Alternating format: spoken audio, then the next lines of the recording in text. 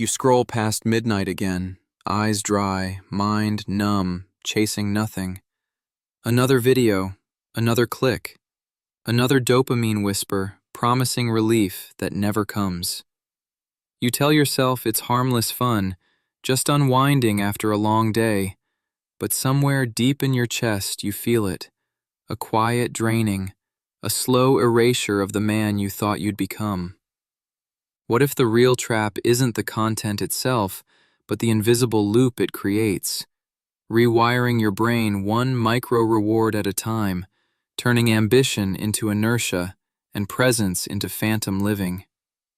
You felt it before, that Sunday night moment when you realize hours vanished into a screen and you can't remember a single thing that mattered, or that morning when getting out of bed feels heavier than it used to, not because life is harder, but because your mind has been trained to expect instant gratification and reality suddenly feels too slow, too demanding, too real. The jokes you make about it, the casual way you admit you're addicted to your phone or lost in videos or stuck in loops, those jokes aren't just humor. They're confessions wrapped in safety, admissions you're too scared to take seriously because taking it seriously means facing what you've been avoiding. This isn't about shame, it's about pattern recognition.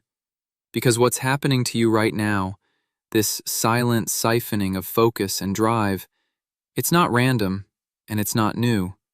Over a century ago, Edward Bernays showed the world how to engineer desire, how to make people crave things they didn't need by linking products to identity and emotion. And Skinner proved that intermittent rewards, the unpredictable little hits of pleasure, create the strongest behavioral loops, stronger than consistent rewards, stronger than logic, stronger than willpower. Social media platforms, video algorithms, adult content sites, even fitness apps and dating platforms, they all learned the lesson. They all built the same cage with different decorations. You pull the lever, sometimes you get gold, sometimes nothing, and your brain learns to keep pulling, because maybe this time will be the one. Maybe the next swipe will be different. Maybe the next click will finally deliver the feeling you're chasing. The Romans had their bread in circuses, opiates for the masses to keep them distracted from the rot in the empire. And every collapsing civilization since has offered its own version, different costumes, same play. The difference now is the speed, the precision, the fact that the circus lives in your pocket and knows your face, your habits, your vulnerabilities better than you do. And here's the irony no one wants to say out loud. We mock older generations for falling for propaganda, for being manipulated by television or tabloids or political theater, but we're living inside the most sophisticated manipulation machine ever built, and we call it freedom, we call it connection, we call it entertainment. You think you're choosing what to watch, what to consume, who to follow? But the algorithm chose for you 3 clicks ago. It predicted your next move before you made it, and now you're riding a rail you can't see, believing the whole time you're driving. And it's costing you more than time.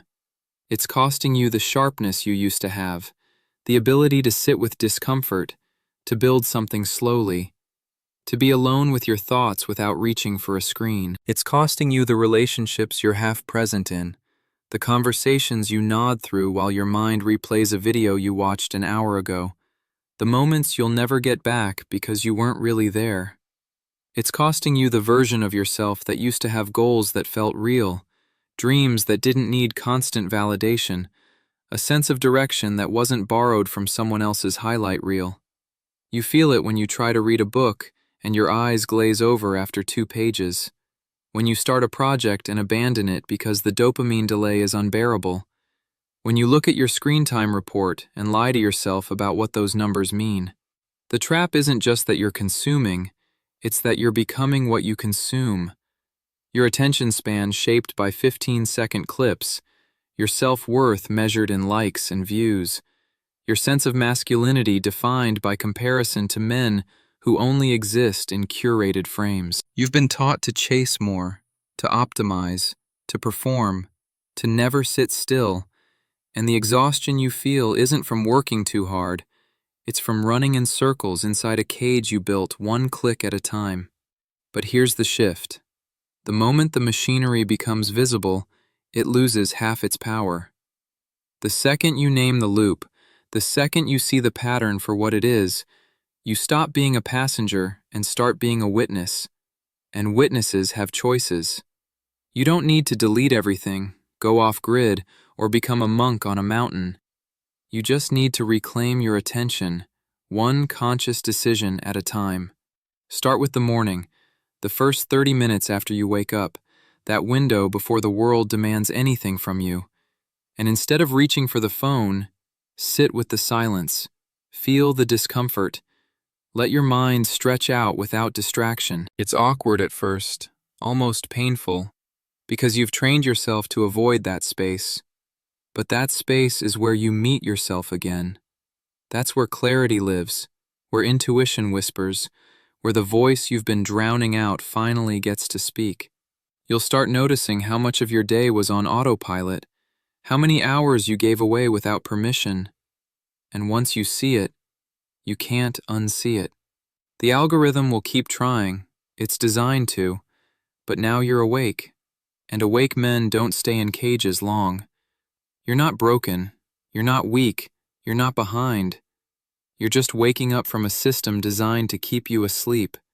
And the fact that you're reading this, the fact that something in you clicked when you saw the title, that's proof you're already halfway out.